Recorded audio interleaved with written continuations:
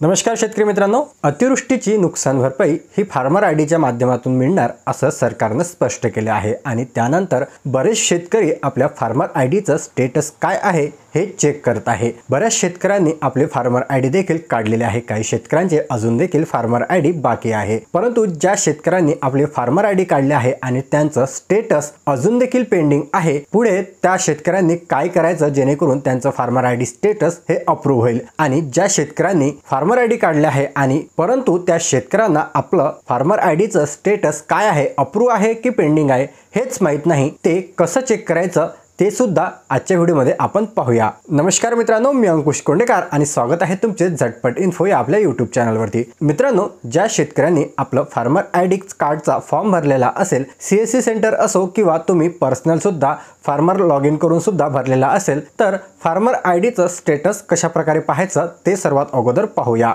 तर सर्वात पहिले तुम्हाला ॲग्रीस्टॅकच्या वेबसाईटवरती जायचं आहे। ॲग्रीस्टॅकची वेबसाईट तुम्हाला स्क्रीनवरती दिसत असेल। या वेबसाईटवरती आल्यानंतर तुम्हाला चेक एनरोलमेंट स्टेटस नावाचा एक ऑप्शन दिसेल। त्या स्टेटसवरती तुम्हाला क्लिक करायचं आहे। त्यानंतर तुम्हाला 2-3 प्रकारचे इथे ऑप्शन दिसेल, त्यामधून तुम्हाला आधार कार्ड या ऑप्शनवरती क्लिक करायचं आहे। त्यानंतर आधार कार्ड नंबर म्हणजे ज्या शेतकऱ्याचं तुम्हाला फार्मर आयडी स्टेटस चेक करायचं आहे त्या शेतकऱ्याचं तुमचं आधार कार्ड नंबर तिथे टाकायचा आहे आणि चेक स्टेटस या बटनवरती क्लिक करायचं आहे। त्यानंतर तुम्हाला इथे कुठल्याही OTPची गरज भासणार नाही। डायरेक्टली आधार कार्ड नंबर टाकल्यानंतर फार्मर आयडीचं स्टेटस काय आहे, अप्रूव्ह झालं आहे की नाही किंवा पेंडिंग आहे ते दिसेल आणि जर अप्रूव्ह असेल तर तुम्हाला तिथे फार्मर आयडी नंबर सुद्धा दिसणार आहे। तर ज्या शेतकऱ्यांचं स्टेटस हे पेंडिंग आहे, आता त्या शेतकऱ्यांनी काय करायचं, तर ज्या शेतकऱ्यांचं फार्मर आयडी स्टेटस अजून देखील पेंडिंग असेल, बरेच दिवस झाले त्यांचा फॉर्म भरून आणि अजून देखील जर त्यांचं स्टेटस अशा प्रकारे येत असेल ज्याप्रमाणे तुम्ही स्क्रीनवर पाहू शकता,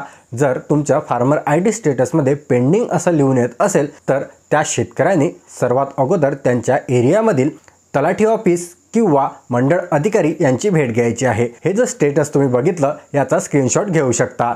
त्यानंतर तुमचं आधार कार्ड आणि हा स्क्रीनशॉट त्यांना दाखवायचा आहे। त्यानंतर त्यांना सांगायचं आहे की माझा फार्मर आयडी नंबर हा बरेच दिवसांपासून पेंडिंगच आहे, अजून देखील माझ्या फार्मर आयडीचं स्टेटस हे अप्रूव्ह झालेलं नाही। त्यानंतर तुमच्या एरियातील तलाठी हे तुमचं फार्मर आयडीचं स्टेटस चेक करेल आधार कार्डवरून आणि त्यानंतर ते पुढील प्रोसेस करता पाठवण्यात जाणार आहे। त्यानंतर काही दिवसानंतर तुमचं स्टेटस चेक करायचं आहे, ते अप्रूव्ह होऊन जाईल। तर हे मी स्वतः आज करून आलेलो आहे तहसील ऑफिसमध्ये जाऊन, त्यामुळे मी तुम्हाला हे सांगत आहे।